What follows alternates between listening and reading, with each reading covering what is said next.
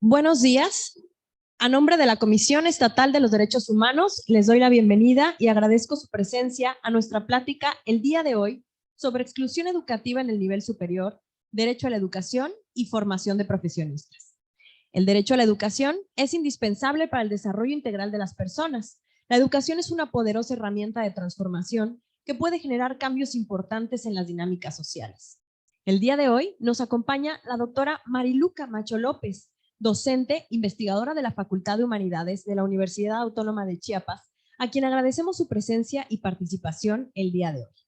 Para darle la bienvenida, está con nosotros la maestra Claudia Ruiz Coutinho. Ella es visitadora general especializada en atención de asuntos de la mujer en representación de nuestro presidente, el licenciado Juan José Cepeda Bermúdez. Adelante, maestra.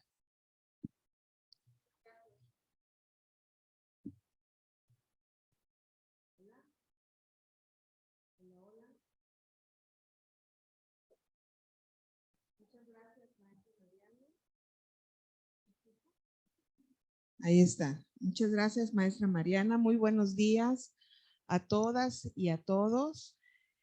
Saludo con mucho respeto a todo el auditorio. Principalmente doy la más cordial bienvenida el día de hoy a la doctora Marilú Camacho López. A nombre del licenciado Juan José Cepeda Bermúdez, reciban todas ustedes la más cordial de las bienvenidas. Es un gusto recibirles el día de hoy y reconocerle el trabajo de la doctora Marilú.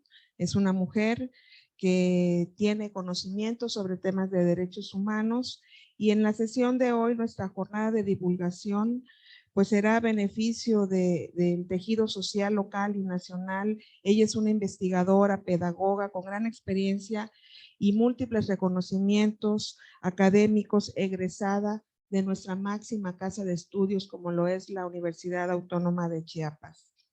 Es así que el día de hoy tocaremos un tema importantísimo como lo es la exclusión social y por ello comentamos que este tema de la exclusión social en cualquiera de sus manifestaciones, ya sea política, educativa, cultural, alimentaria, de justicia, de libertades cívicas, etcétera, significa una manifestación discriminatoria y por lo tanto una violación a la dignidad humana.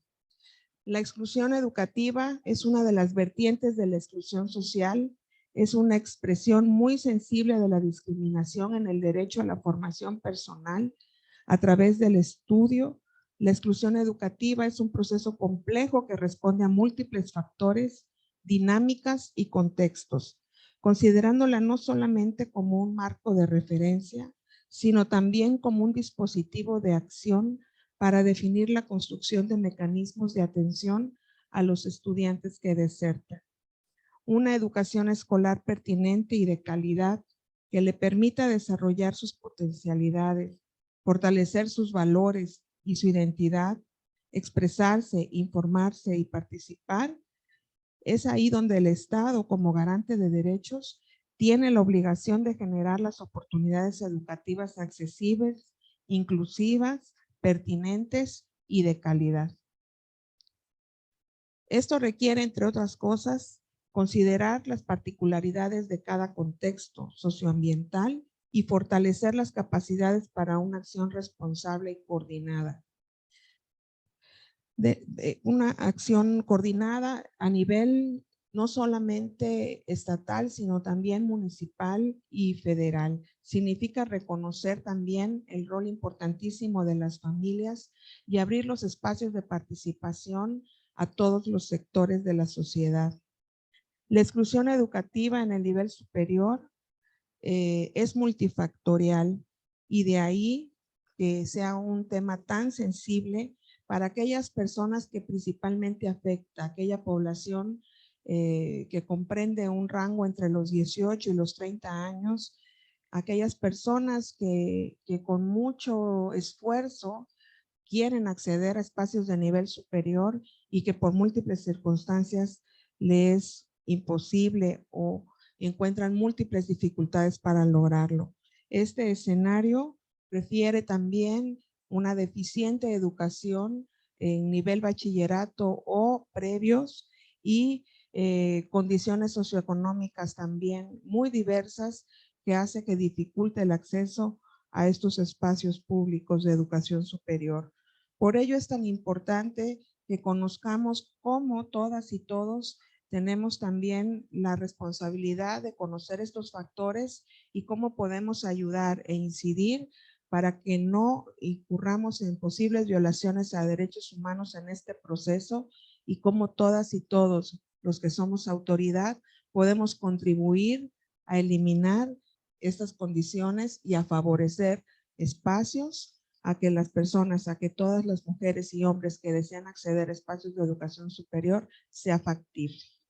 Así que contribuyamos a una mejor sociedad favoreciendo estos factores y pues enhorabuena, dejo el micrófono para que la experta nos haga de conocimiento el tema y continuemos con nuestra plática. Muy buenos días y enhorabuena y celebro que el día de hoy estemos reunidos en la Sala Blanca como tradicionalmente lo veníamos haciendo, nada más que por pandemia pues tuvimos que hacer uso de las tecnologías y del espacio virtual, pero qué bueno que ya estamos acá como tradicionalmente el presidente, don Juan José, pues lo inauguró, así toda su administración se vino haciendo a partir de su llegada y pues lo estamos retomando, así que enhorabuena y que sean muchas pláticas más. Muchas gracias, maestra Mariana.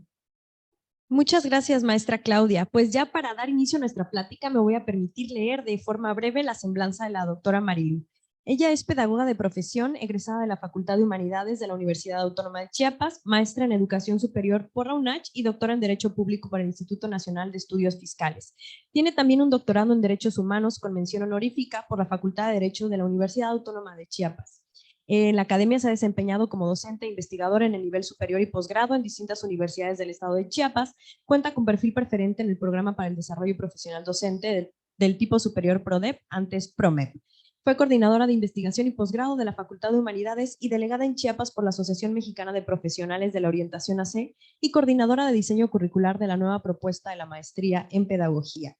Es integrante honorífica del Comité Evaluador de Aspirantes al Consejo Consultivo del Instituto de Transparencia, Acceso a la Información y Protección de Datos Personales del Estado de Chiapas, vicepresidenta de la Red Internacional de Investigación en Derecho Educativo, misma que tiene presencia en 18 países del mundo. Ha publicado libros en México, España y Portugal, Costa Rica, y algunos de sus libros son Legitimación Social del Pedagogo en el marco de su desempeño profesional, Educación y Derecho Educativo en Chiapas, Derecho Educativo, Violencia Escolar y Cultura de Paz, Derechos Humanos y Cultura de Paz, Otra Mirada a la Educación, entre otras obras literarias. Y bueno, esta es nada más una breve semblanza de su currículum. Adelante, doctora, ya no hablo más para que usted pueda comenzar con esta plática.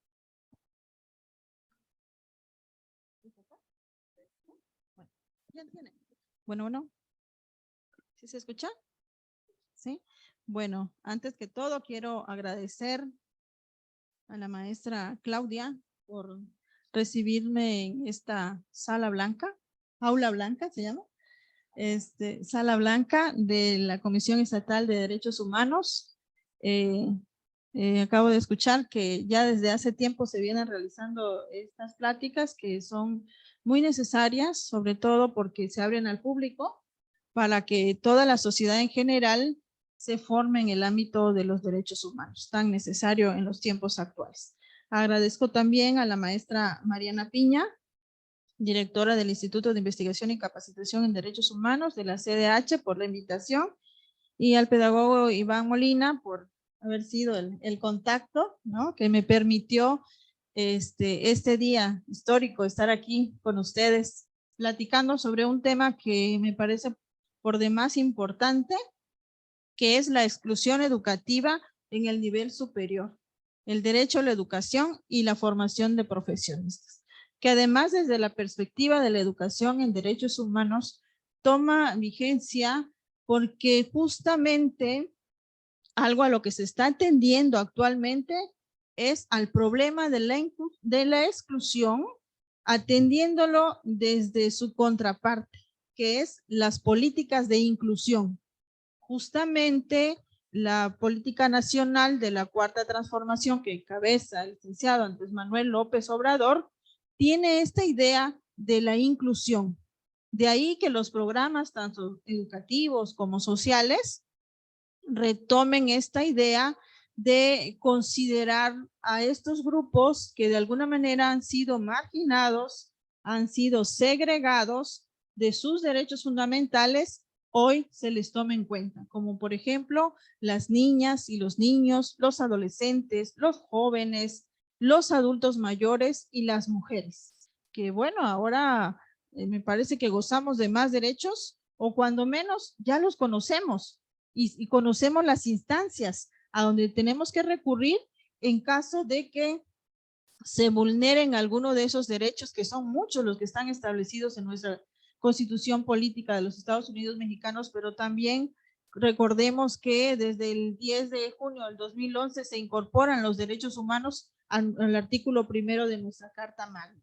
Por lo tanto, dejan de ser sugerentes para convertirse en obligatorios, y por esa razón todas las instituciones educativas y no educativas tienen que retomar estos programas de capacitación, de formación, de difusión, de promoción de los derechos humanos, por ser un aspecto que, bueno, ahorita lo vamos a ver más adelante en la exposición, que sin el derecho a la educación es difícil poder hacer valer los demás derechos, ¿no? Necesitamos entender la realidad, necesitamos conocer las instituciones, necesitamos conocer las leyes que nos protegen, que en realidad son muchas. He tenido la oportunidad de revisar algunas constituciones de otros países y sin duda la nuestra es la más completa, en tanto que protege al ciudadano en todos los aspectos, ¿no?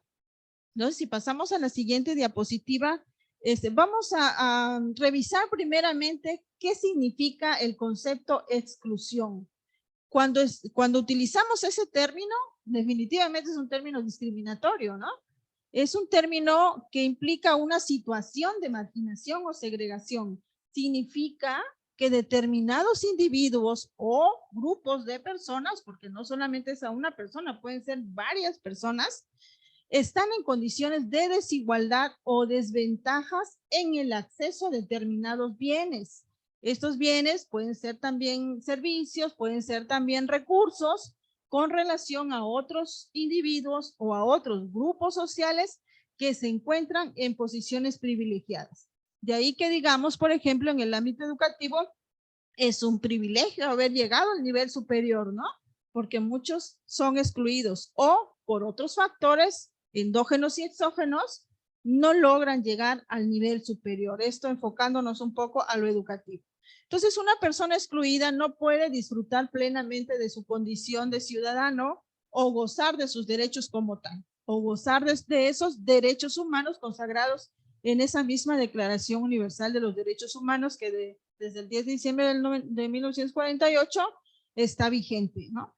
Entonces, lo opuesto a la exclusión es justamente la inclusión, que es lo que decíamos. Estas políticas actuales, tanto nacionales como estatales, tienen esa tendencia a la inclusión. Por eso ahora hay más apoyos en becas para estudiantes, tanto de nivel superior, de nivel medio, de nivel básico. Sin duda, nosotros tenemos muchos estudiantes que han hecho los trámites y por alguna razón no les ha llegado la beca. Entonces, ahí tenemos que ver qué es lo que está pasando. ¿Qué está pasando con las instituciones? ¿Por qué no les llega? ¿Sí? Esta política de inclusión es para todos, ¿no? Entonces, yo siempre he insistido en que las instituciones se formen también en este ámbito, porque a veces las instituciones son las que carecen de esa capacidad de gestión para hacer posible que estos derechos, porque son derechos universales, como el derecho también a los adultos mayores que reciben un apoyo mensual, también es para todos, sin distinción alguna, porque así lo plantean los derechos humanos. Todos los seres humanos tienen esos derechos humanos por el simple hecho de ser humanos, valga la redundancia. Siguiente diapositiva, por favor. Entonces, cuando hablamos concretamente de la exclusión educativa, nos estamos refiriendo a aquella relacionada con el acceso a la educación de todos los ciudadanos de un país. tomemos en cuenta también que hay factores económicos que pueden estar determinando esta exclusión, ¿sí? Hay factores familiares también, hay factores que tienen que ver también con cuestiones muy de una sociedad que con una cuestión cultural que sobre todo en Chiapas, en algunas regiones, se considera que las niñas y los niños de cierta edad ya no tienen que estudiar, ¿no? Hasta ahí, hasta los 12 años, hasta los 14 años, hasta cierta edad. Entonces, habría que hacer un análisis cultural del derecho para entender por qué estos factores están incidiendo tanto y limitando estas políticas de desarrollo y de inclusión. La exclusión educativa se pone también de manifiesto cuando las circunstancias o las condiciones de determinados individuos o grupos sociales influyen en sus posibilidades de obtener una formación integral y los recursos y conocimientos para desarrollarse plenamente. Entonces, vemos cómo no es solo hacer una política, hacer una ley, sino también es analizar el contexto, las circunstancias, condiciones, las posibilidades que tienen estas personas para poder tener ese acceso a la educación. La siguiente, por favor. Entonces, vamos entrando ya en materia. La exclusión, pero educativa.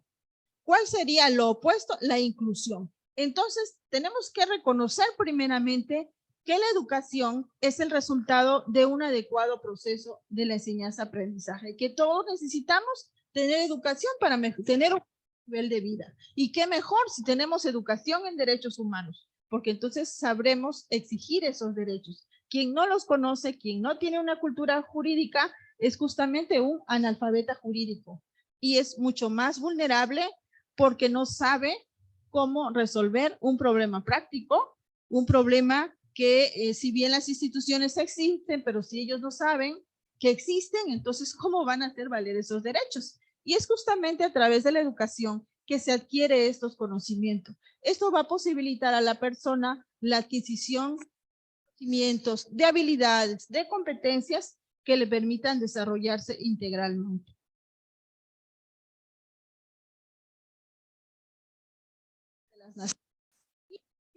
Podemos mencionar que justamente uno de los libros que a mí me encanta, Paulo Freire, que se titula justamente Pedagogía de la Esperanza, porque nos dice eso exactamente, ¿no? Hay esperanza, podemos cambiar, podemos mejorar, nos ponemos a trabajar todos, con honestidad, con la camiseta bien puesta de querer mejorar a nuestro país y a la vez nuestras condiciones de vida, y eso puede ser una esperanza para las naciones en general, para poder lograr ese progreso individual y colectivo. Sabemos también que en México se requiere de una verdadera revolución educativa. No es nada más quitar y poner leyes o cambiar, que es una obsesión en el ámbito, sobre todo de los abogados, ¿no? Que si bien conocen muy bien la legislación, pero no conocen el contexto educativo. Entonces me parece que tenemos que hacer grupos inter y multidisciplinarios. Cuando se tenga que hacer una reforma educativa en este sentido, hacer ese trabajo multidisciplinario, pedagogos, abogados, psicólogos, antropólogos y otros profesionistas que conocemos de alguna manera lo que se vive en el ámbito, en ese entorno, para poder hacer esos cambios a la legislación que se requieran, que estén más apegados a la realidad. De manera que se implique no solo un cambio en las formas de enseñanza, no se trata nada más de reformar un plan de estudios o las estrategias, implica un trabajo de planeación, un trabajo de administración, de reorganización de la institución, de sus formas, de sus miradas, de sus interpretaciones, de que el profesor, de que el docente se reconozca la tarea del docente, que no es nada sencilla. Bueno, yo llevo 25 años en la Ciudad Autónoma de Chiapas y la verdad es que cada día aprendo algo nuevo. Y también esto va a permitir construir más marcos jurídicos más cercanos a la realidad, que mayor certeza a los educandos, a los educadores, entender que se va a ir logrando una verdadera educación inclusiva en tanto exista una mayor participación política, educativa, de quienes formamos parte de esas comunidades educativas, directivos, docentes, alumnos, administrativos y padres de familia, todos juntos. Esa es la educación inclusiva, ¿no? La siguiente. Entonces, desde esta idea de la educación, tenemos que reconocer también que es un derecho humano, que la educación es un derecho social y que la aplicación del principio que otorga el derecho a la educación marca también su obligatoriedad. El artículo 26 de la Declaración Universal de los Derechos Humanos establece los derechos. Derecho a tener educación, derecho a vivir en paz, formar una cultura de paz, y también el artículo 29 de la Declaración Universal de los Derechos Humanos hace énfasis en la obligatoriedad, de manera que no pueden estar separados. Cualquier derecho viene junto con una obligación, un deber. Es decir, el deber de los gobiernos representativos de los estados de dar cumplimiento en forma gratuita, sin costo alguno, a los beneficiarios, garantizando de esta manera el acceso a la educación de todos los ciudadanos. Por eso la gratuidad es paulatina, ¿sí? Por ejemplo, en la universidad se está implementando el programa de cero rechazo, así se llama, el programa de cero rechazo. De manera que los estudiantes pueden ingresar, justamente mañana sale la convocatoria para el ingreso a la UNACH de todas sus carreras, y bueno, ahí están las posibilidades. Sin embargo, sí hay programas en donde si el estudiante por alguna razón no logra ingresar, se le da un curso de nivelación para que el siguiente semestre ya puedan ingresar, ¿no? Entonces, es una forma de ir garantizándole su acceso al nivel superior, pero también habría que mencionar que justamente en la política de nuestro actual presidente de la República se crean más universidades, justamente a la cobertura, ¿no? No nos damos abasto. Son muchos los interesados en ingresar a la máxima casa de estudios, ¿no? Que es la UNACH. Entonces se crean también más universidades en el país, como las universidades Benito Juárez, ¿no? que en varios municipios de Chiapas también ya tienen presencia. Pero también en el asunto de la gratuidad, recordemos que también se da, lo mencioné hace rato, esta idea de que todas y todos tengan derecho a una beca de nivel superior, ¿sí?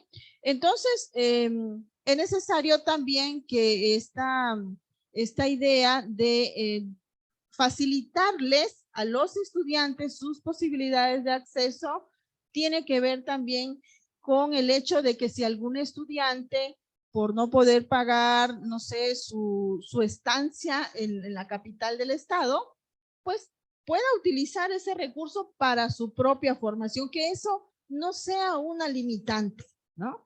Entonces, esa es la idea del planteamiento que se tiene en esta política de inclusión a la educación superior, atendiendo y contrarrestando el problema de la exclusión que va de la mano también con la deserción escolar. ¿Sí? La siguiente. Todos nosotros quienes estamos aquí y que estamos interesados en estas temáticas, en formarnos, en capacitarnos cada vez más en materia de derechos humanos, nosotros como muchos reconocemos que el principal obstáculo para la aplicación de los derechos humanos es la pobreza.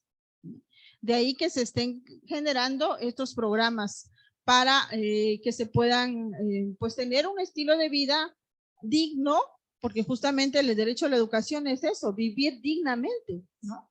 Y esto constituye el principal motivo, la pobreza constituye el principal motivo para la violación de los derechos humanos, y en el ámbito educativo también se manifiesta esta incongruencia. Desafortunadamente es un factor, ¿no? Por ello es insoslayable que se debe investigar tanto en el plano teórico como en el plano práctico las causas, los factores y los elementos que afectan el proceso educativo.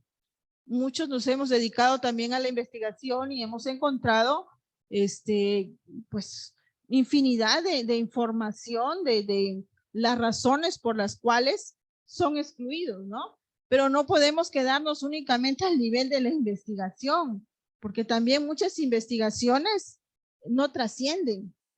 Lamentablemente, muchas investigaciones, si yo les dijera cuántos libros, cuántos artículos se han publicado, y tal parece que se analiza la misma realidad, porque en el plano práctico, las causas, los factores y los elementos no cambian. Entonces, tenemos que investigar tanto en el plano teórico como en el práctico la realidad y encontrar junto estas posibles soluciones que permitan que las y los ciudadanos puedan de esos derechos humanos que, bueno, no solamente es el derecho a la educación, se habla en la Declaración Universal de los Derechos Humanos, se habla del derecho a la libertad de expresión, el derecho a tener salud, ¿sí? Servicios de salud, libertad de expresión, libertad de transitar por todo el territorio mexicano o salir del país cuando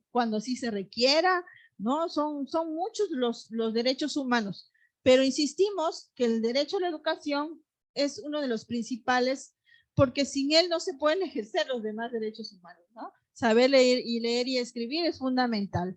El analfabetismo provoca también la ignorancia, en muchos ciudadanos provoca que no se violenten sus derechos humanos al no saber ellos cómo resolverlos, ¿no? O qué instancias o qué leyes los protegen. Siguiente, por favor. ¿Por qué hacer investigación en este ámbito? Bueno, aquí vamos a retomar a Kant.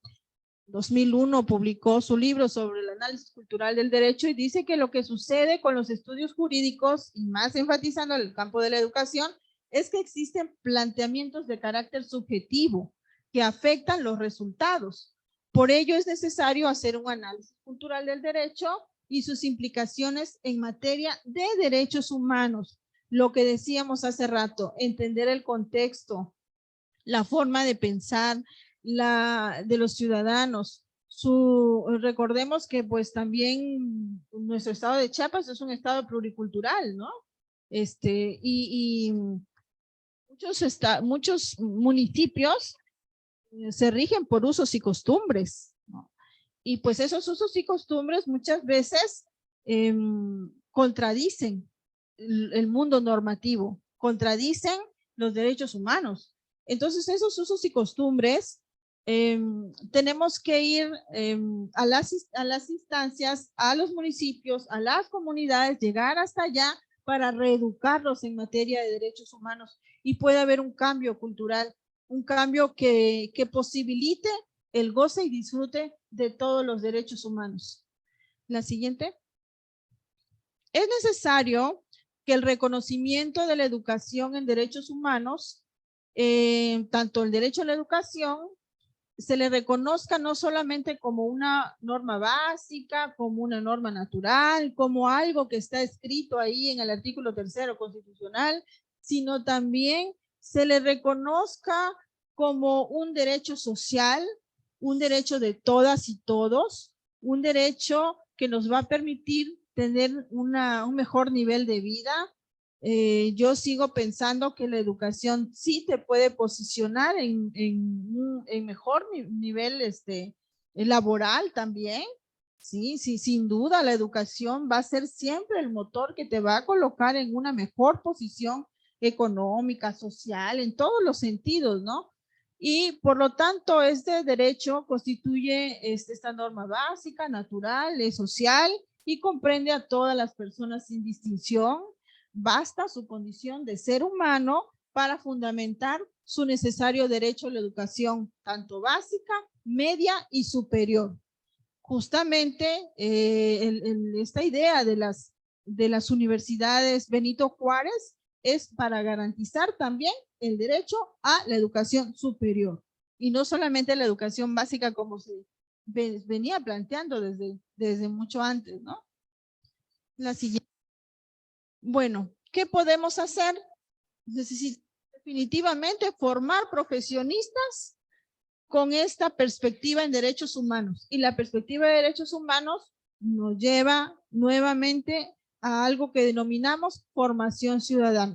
Desde ahí nosotros podemos trabajar los derechos humanos, derechos, obligaciones, las garantías, el tema de la seguridad y todo lo que tiene que ver con esa amplia área de conocimiento.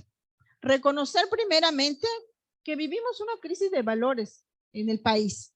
El país, yo creo que a nivel mundial, ¿sí? Hay problemas también de inseguridad. No vamos a tapar el sol con un dedo. Hay problemas de inseguridad, ¿sí? Y tenemos que enseñar a prevenir. ¿Y cómo se lleva a cabo eso? ¿En dónde se lleva a cabo? En las escuelas. Es justamente donde tenemos que enseñar a prevenir. La prevención, la cultura de la prevención tiene que estar presente en todas las instituciones educativas y no educativas. Jurídico también es otro aspecto que si a los profesionistas los educamos en materia de derechos humanos, también vamos a poder disminuir el analfabetismo jurídico. La violencia de género, si a las mujeres o a los distintos géneros, porque ya no podemos decir de mujer, hombre, ¿no? Tenemos que decir todos los géneros que existan tienen derechos por el simplemente hecho de ser humanos.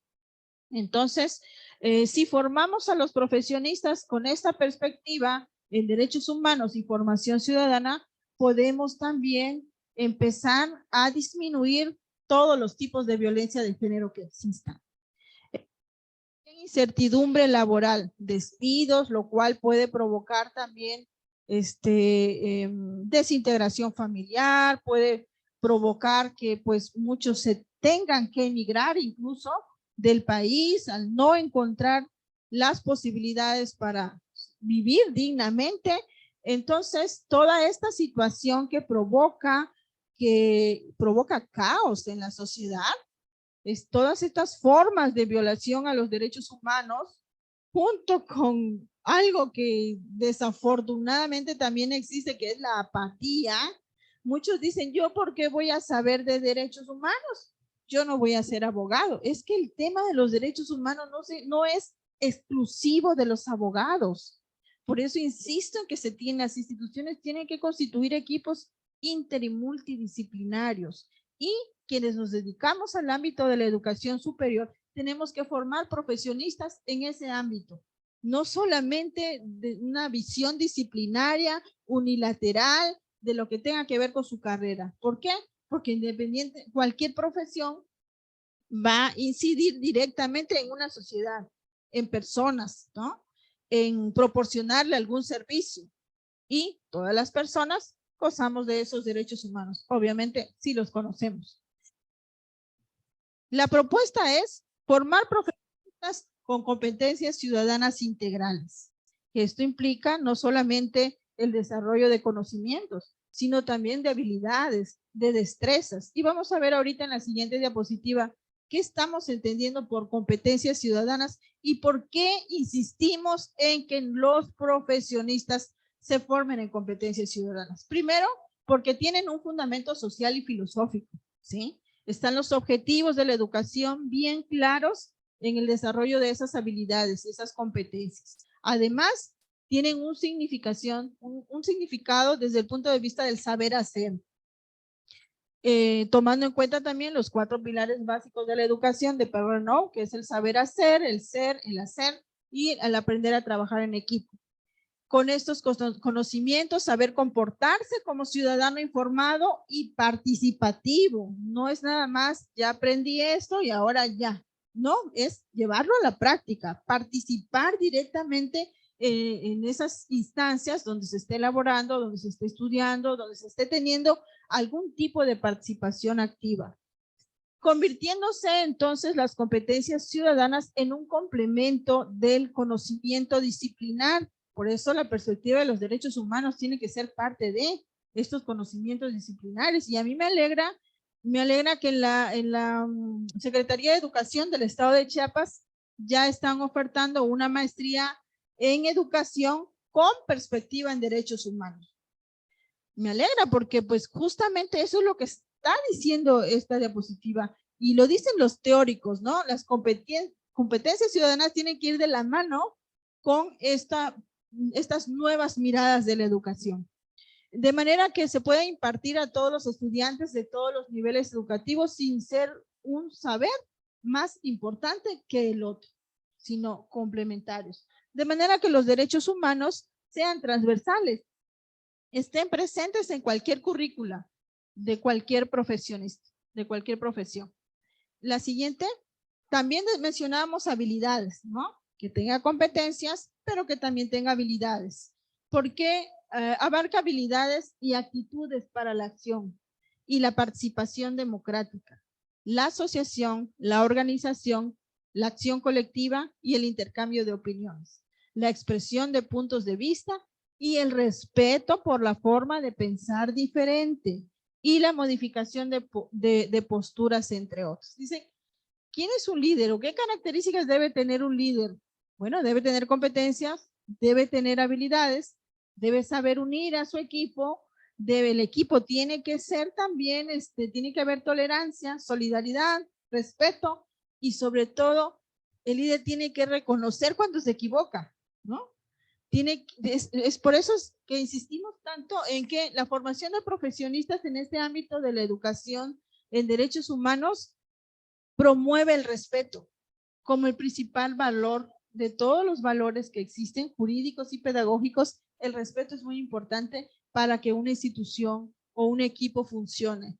Y más aún en las instituciones educativas, que es donde yo me he desarrollado más de 25 años, pues lo que hemos observado es que los grupos que van liderando o que van siendo ejemplo para otros grupos son los que mantienen estas características de solidaridad, de tolerancia, de respeto y de que cuando se tiene que hacer cambios, pues se tiene que hacer, ¿no? En el momento adecuado. Entonces, estas competencias y estas habilidades le van a permitir a profesionistas de distintas áreas del conocimiento tener una función, un liderazgo más efectivo.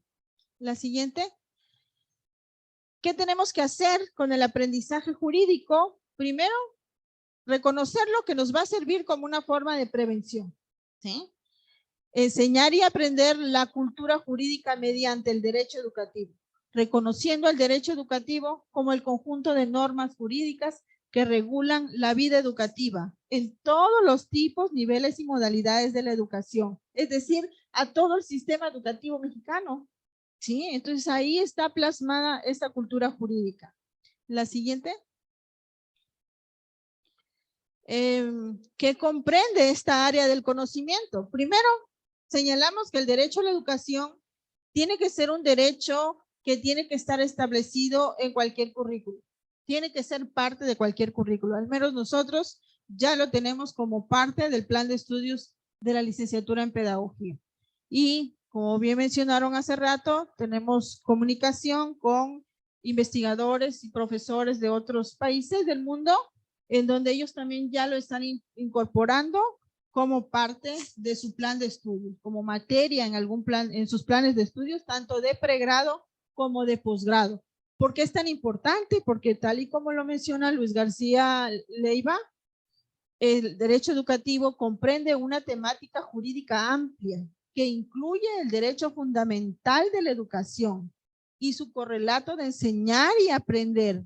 Abarca el comportamiento, la actuación, las facultades que tienen educandos, docentes, la forma en cómo interaccionan, sus derechos, sus obligaciones, la organización educativa, la institución educativa que abarca sus autoridades, señala también sus objetivos, que ahí entraría lo que es la filosofía de la educación, su estructura orgánica, el uso de las tecnologías que ahora también con la pandemia tuvimos que recurrir para poder garantizar el derecho a la educación de los estudiantes, tuvimos que recurrir al uso de plataformas virtuales.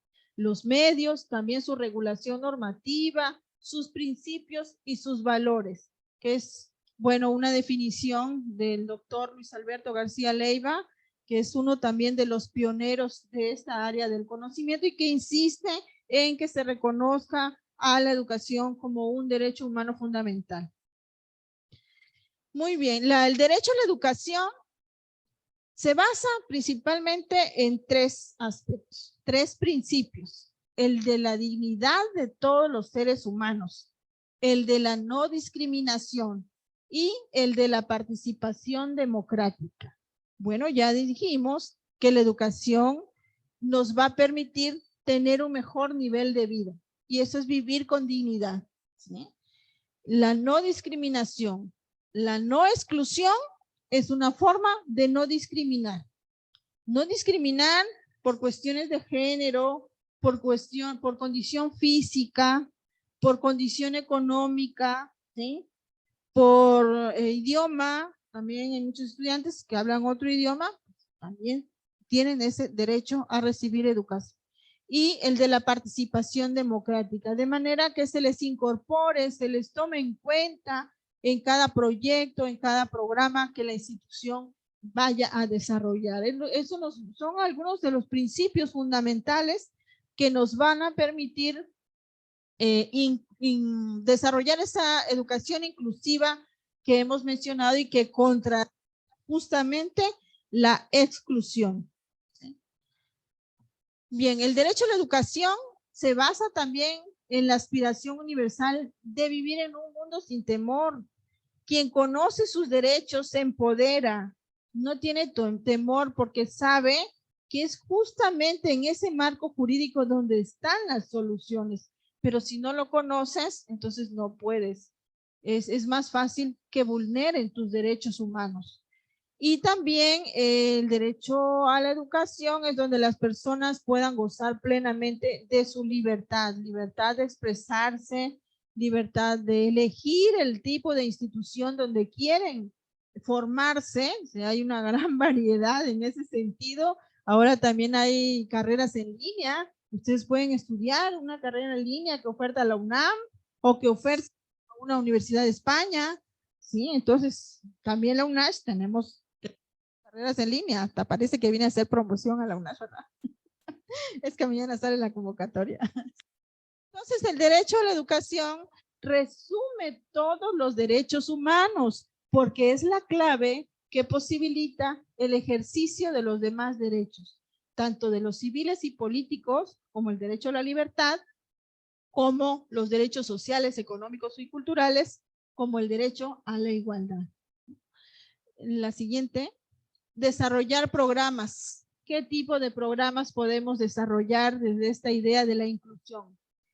Derechos humanos, violencia de género, prevención victimal, en materia de seguridad escolar también, en nivel básico, medio y superior, sobre todo con lo que ha sucedido últimamente en algunas instituciones de nivel secundaria, pues de nivel básico. Tenemos que tomar cartas en el asunto, educar en derechos humanos para contrarrestar el problema del bullying, ¿sí? que es una situación que no podemos dejar pasar porque hay víctimas y hay victimarios, ¿sí? Y hay instituciones y hay autoridades responsables. Y hay una ley general de víctimas que señala claramente que los servidores públicos no pueden hacer caso omiso a ese tipo de situaciones porque también son responsables. También lo que ustedes están haciendo, la capacitación constante, que eso lo aplaudo porque es muy necesario que no solo los servidores públicos, sino la sociedad en general tiene que estar informada de la importancia que tiene la educación en derechos humanos, de lo que está haciendo la Comisión Estatal de Derechos Humanos y otras instituciones que se han preocupado y se han ocupado en formar ciudadanos conocedores de sus derechos humanos, ¿no? Entonces esto es fundamental porque, como les decía hace rato, esto te empodera, conocer los marcos jurídicos, las leyes, los recursos que tienes para poder proteger esos derechos humanos en caso de que sean vulnerados. ¿Qué más podemos hacer? Vamos a ver qué implica estudiar el derecho educativo, los derechos humanos, fomentar la cultura de paz como área del conocimiento. si es necesario, como les decía, incorporarlos a los planes curriculares de cualquier profesión. Cualquier profesionista lo debe conocer de derechos humanos. El médico, que tiene pacientes, que tiene que a veces dar una información delicada, el tratamiento que debe tener con esas personas y la atención oportuna. Así también las otras profesiones, el ingeniero, el arquitecto, el abogado y el pedagogo, ¿no? Tenemos que conocer este ámbito. El desarrollo del derecho educativo nos va a permitir también fomentar, promover y difundir los derechos humanos. ¿Qué ha pasado en Latinoamérica? Se ha expandido poco a poco esta área del conocimiento. Justamente en Argentina, los autores que les mencioné hace rato, que son los pioneros, son argentinos, que es donde se ha trabajado más. Incluso en Colombia hay escuelas de derechos humanos, maestrías, doctorados, ¿sí? O sea, hay mayor incidencia. En Europa ha sido poco el conocimiento en esta área, lo que nosotros cuando hemos estado por allá, pues lo que hemos visto es que se enfocan más a los marcos jurídicos desde el ámbito de la legislación, ¿sí? Estudiar las leyes, pero ya vimos que no es solo eso. Eso es importante, pero también entender la realidad, los contextos, su idiosincrasia, sus costumbres, la cultura, el análisis cultural del derecho, que ya lo mencionamos hace rato. Y bueno, en Asia también se está, creo que es donde más se requiere. Recuerden que hay países del Medio Oriente donde las mujeres no son respetadas, no son tomadas en cuenta. Ya el hecho de ser mujer ya te coloca en mucha desventaja, ¿no? Bueno, educar en derechos humanos también en los distintos tipos, niveles y modalidades de la educación es otro de los aspectos que va a implicar el estudiar los derechos humanos, el derecho educativo y la cultura de paz como un área de conocimiento. También construir reformas educativas constitucionales, pero con esta perspectiva incluyente. La participación política de los jóvenes sería otra de las propuestas que nosotros hacemos. El empoderamiento de la mujer en la educación como una forma de contrarrestar la violencia política de género es otro de los elementos que desde el ámbito de los derechos humanos podemos ir fomentando en el ámbito educativo. Los derechos humanos y el derecho a la educación, entendiéndolos como un derecho social. La formación ciudadana, que ya mencionamos también la importancia del desarrollo de competencias ciudadanas integrales y también educar en una cultura de paz. Hay un documento muy interesante que es la Declaración sobre una cultura de paz, que también nos abarca varios aspectos que tienen que ver con las instituciones, con las autoridades, con los planes de estudio y que esta cultura de paz va a servir también como un modelo de prevención para prevenir la violencia y la delincuencia. ¿Sí? Entonces, creo que también es otro aspecto que ya se está retomando en la política nacional del licenciado Andrés Manuel López Obrador. Muchas de las actividades que se están realizando en las escuelas tienen este enfoque de la cultura de paz, pero justamente por los problemas que han existido, ¿no? El rol del Estado y la autonomía universitaria es, entre otros, de los temas que pueden incorporarse a los planes y programas de estudio desde la perspectiva de los derechos humanos y la cultura de paz. La siguiente. Bueno, ¿qué podemos hacer también con los marcos normativos?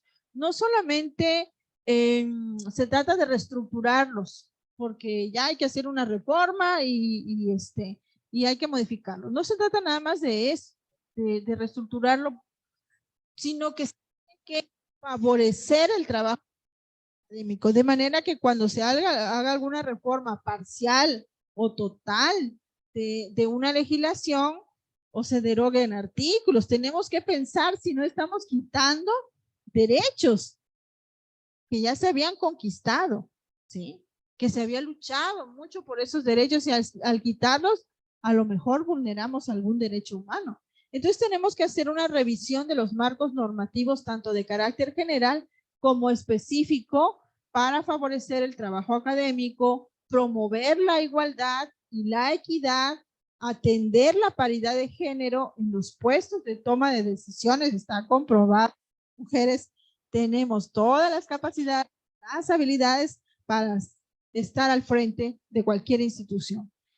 Y bueno, también favorecer los procesos democráticos con total transparencia. Esto es también muy importante, que todas las instituciones trabajen en conjunto con esas áreas de transparencia y procesos personales. Debido a que instituciones van a abonar a una cultura de paz. Obviamente, si todos nos enfocamos a que esto sea una realidad en las instituciones, pues creo que todos los directivos, los trabajadores, los estudiantes vamos a estar en paz, ¿no? Porque van a ser respetados nuestros derechos humanos. Cosa contraria, cuando se vulnera alguno de nuestros derechos humanos, es cuando obviamente va a haber una reacción, ¿vale? La siguiente, ¿qué debemos hacer? Bueno, formar profesionistas con competencias ciudadanas integrales, promover y difundir los derechos humanos, concientizar a directivos. Esto es muy importante también, que también los directivos se den su tiempo para ir a capacitarse, y docentes en la importancia de los derechos humanos, porque bueno, ya lo tenemos en el plan de estudios, los alumnos se forman en los derechos humanos, pero los docentes no, pero los directivos no, entonces tiene que ser todos.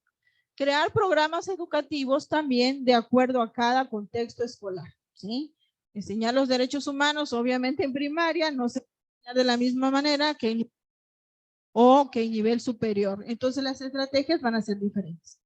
También especializarnos en temas de educación en derechos humanos, cultura de paz, inclusión, participación política, participación democrática, ¿sí? Incorporar a los jóvenes. Llega el día de las votaciones y no saben ni por quién van a votar porque no hay propuestas. Entonces, y finalmente, concluyo esta ponencia con la frase: más inclusión y menos exclusión en los centros educativos. Muchísimas gracias.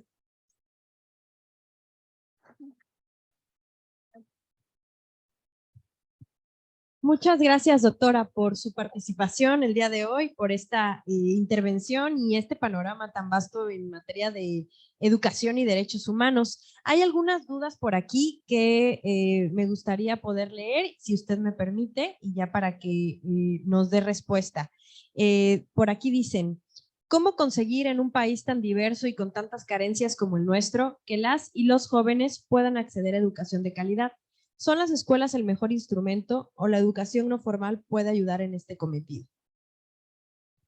Bueno, primeramente tiene que trabajarse en conjunto con los directivos, ¿no? Cuando se crea una institución, tiene que construirse con una adecuada planeación y una adecuada administración, no solamente con buenas intenciones, ¿sí? Porque cualquier proyecto, cualquier programa requiere de un presupuesto, ¿sí? Entonces, sin embargo, tenemos que también ser conscientes de que como ciudadanos tenemos que poner nuestro granito de arena, ¿no? Todos los ciudadanos podemos gozar de todos los derechos humanos, pero también tenemos que ser muy responsables. Y una vez que contamos con esos espacios, tenemos que aprender a cuidarlos y hacer un uso adecuado de esos espacios o de esos equipos, de esos materiales, porque bueno, yo en mi experiencia lo que he observado también es que en algunas instituciones, aun cuando se cuente con todo, hay desinterés, hay apatía. Entonces, tenemos que pensar en ambas situaciones. La política educativa tiene que construirse también con programas, con presupuesto, con un equipo calificado, ¿sí? Si hablamos de calidad, tenemos que pensar también en un equipo calificado, en un equipo que esté constantemente capacitado, que los maestros sepan qué van a ir a hacer al aula. Y eso también es calidad. Entonces tenemos que considerar también que las instituciones, quienes en este caso las secretarías, el gobierno como estatal, pues brinde estos apoyos, ¿no? Y se destinen los recursos necesarios para poder tener esas escuelas de calidad. Las escuelas de tiempo completo también son muy importantes. Desafortunadamente ya está, estuvo un tiempo funcionando en Ocosocuautla, me parece, pero ya no están. Entonces, también fue por causa de la pandemia, ¿sí? Muchos programas que estaban funcionando, ahora los protocolos de salud, pues, implica también garantizar el principal derecho humano, que es la salud, como recordemos que pertenece a la primera generación de los derechos humanos. Entonces, atendiendo esta cuestión de la salud, pues se tuvieron que quitar algunos programas, y tenemos que ser conscientes de ello. Sin embargo, para pensar en un programa de calidad, tenemos que pensar también en que no solamente en esa visión muy paternalista del Estado, ¿no? De que yo tengo que aportar algo y bueno, aquellas instituciones que ya cuenten con todos esos recursos, que hagan un uso adecuado de esos recursos. Muchas gracias, doctora. Hay una más por aquí. Bueno, hay dos más. Una dice, ¿la educación en derechos humanos puede transformar la situación de opresión en la que viven muchas personas? Es decir, convertirse en una herramienta liberadora. Definitivamente sí, la educación en derechos humanos te empodera en todos los aspectos, no solamente en cuanto a sentirte más segura al saber que existen instituciones jurisdiccionales y no jurisdiccionales que cuidan, que te protegen de cualquier situación donde estés viviendo algún tipo de violencia, sino que también te empodera porque te brinda los servicios para tu reeducación. A veces es una cuestión cultural lo que no nos deja liberarnos, no nos deja crecer. Entonces, estas instituciones cuentan con los servicios necesarios para que las personas que se encuentren en alguna situación de vulnerabilidad puedan empoderarse y puedan saber que no están solas, ¿no? No están solos, porque no solamente esto, no solamente sucede a mujeres, sino también no, el problema de la ansiedad, de la depresión y de la salud mental en general es un problema que no está orientada únicamente a un nivel social, sino a cualquier nivel social. A veces decimos, es que como es profesora o profesora universitaria, ella no le pasa. Sí le pasa. Es solo que existen muchas situaciones en las que las personas no quieren, o quizás dañar su prestigio, ¿no? Entonces, no es así. Y algo muy importante es que estas instituciones guardan la confidencialidad, ¿no? Entonces, sentirse seguros de que en esas instituciones vamos a encontrar posibles soluciones a estos problemas de la salud mental. Gracias, doctora.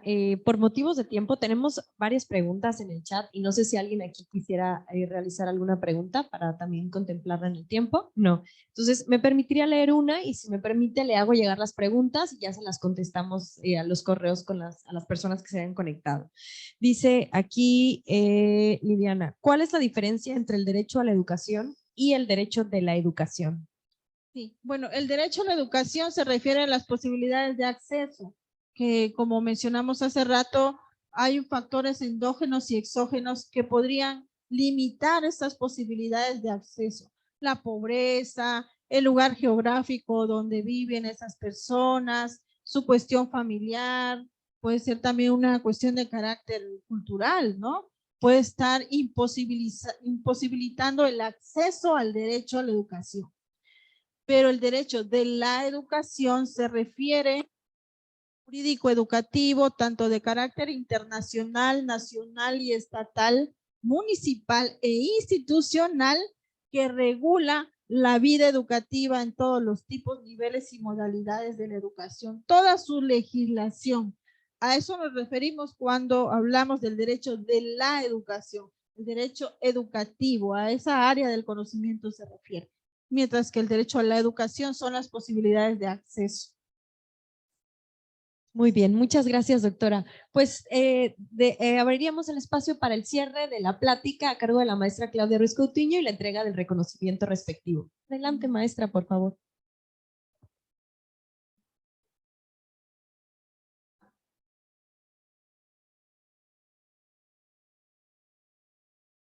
Mejor acá. Sí. Pues muchas gracias, doctora. Le agradecemos muchísimo a su exposición y nos quedamos con toda esta reflexión respecto a la inclusión y lo importante que es el trabajo respecto a este conocimiento amplio sobre la inclusión educativa.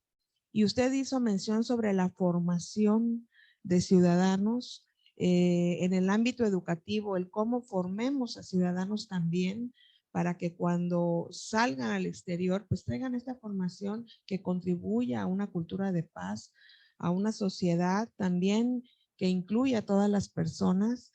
Y en ese sentido hay una frase que aquí en la Comisión Estatal, don Juan José, el presidente, siempre menciona y dice que un ciudadano que conoce sus derechos los exige y una autoridad que también conoce los derechos los respeta.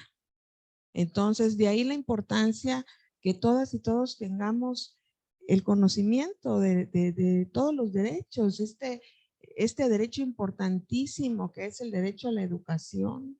Las personas que tenemos este privilegio de educarnos, el acceso a la educación, pues nos abre el mundo, ¿no?